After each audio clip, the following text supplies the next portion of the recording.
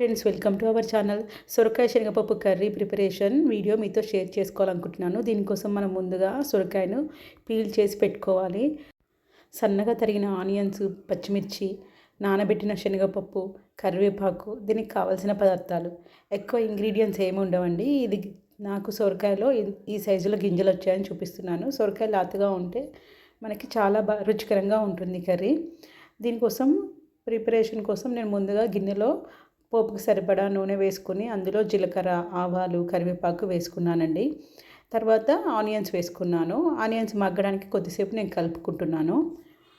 సొరకాయ లేతగా ఉండాలంటే చాలామంది దానిపైన గోరుతో గిల్లి చూస్తారు, కానీ చాలామంది ఒప్పుకోరు. మనము కొనే వాళ్ళ దగ్గర అది ఎలా చూడాలో నాకు కూడా క్లియర్గా తెలీదు. మీకు ఏమైనా తెలిస్తే కమెంట్ బాక్స్లో ఖచ్చితంగా మెన్షన్ చేయండి.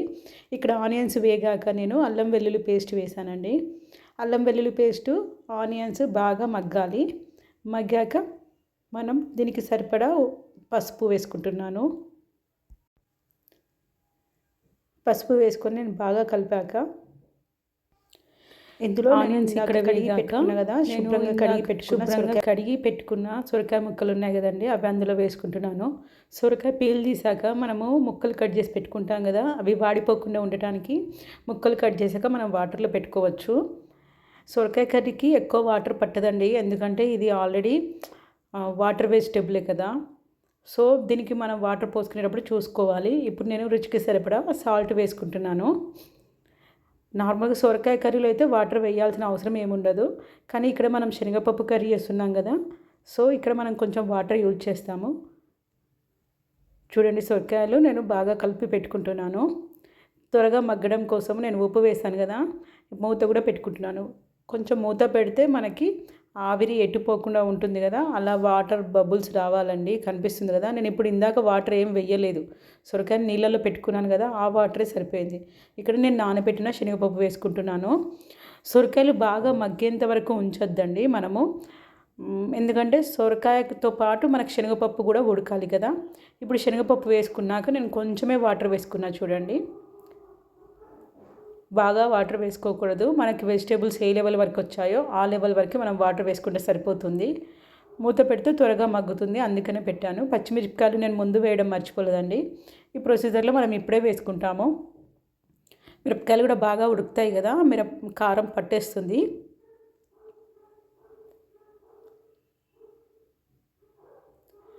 ఇప్పుడు మళ్ళీ నేను మూత పెట్టుకుంటున్నాను. ఇందులో ఉన్న వాటర్ అంతా మగ్గిపోవాలి, అప్పుడే మనకి ఇది ఇగురు టైప్లో వస్తుందండి.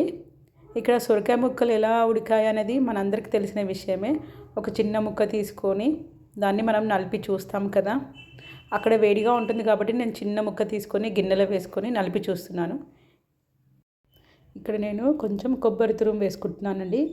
పచ్చి కొబ్బరి ఉన్నా బాగుంటుంది, ఎండు కొబ్బరి అయినా బాగుంటుంది. నేను ఇక్కడ ఎండు కొబ్బరి వేసుకున్నాను థిక్నెస్ కోసము. తర్వాత నేను రుచికి సరిపడా కారం పొడి వేసుకుంటున్నాను. పచ్చిమిరపకాయలు వేసుకున్నాను, ఇందులో కారం పొడి కూడా వేసుకున్నాను. ఈ కారం వల్లనే మనకు కర్రీ కలర్ వచ్చేస్తుంది. ఇక్కడ నేను గరం మసాలా వేసుకుంటున్నాను. ఎప్పుడే కానీ వెజిటబుల్స్ వండినప్పుడు బాగా ఉడికించకూడదండి, దాని టేస్ట్ పోతుంది. మీడియంగా ఉడికించాలి, అప్పుడే కర్రీస్ చాలా టేస్ట్గా ఉంటాయి. చివరిలో నేను కొత్తిమీర వేసుకున్నానండి, గార్నిష్ కోసం అండ్ టేస్ట్ కోసం. అంతే, మన సొరకాయ కర్రీ రెడీ అయిపోయింది. సొరకాయ శనగపప్పు కర్రీ వేడి వేడి అన్నంలోకి కలుపుకొని తింటే చాలా బాగుంటుంది.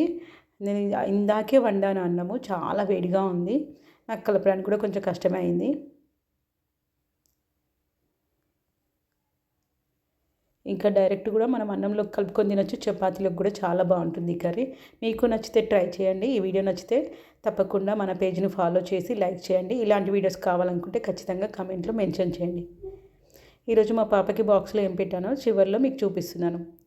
Thank you for support. Thank you. Bye.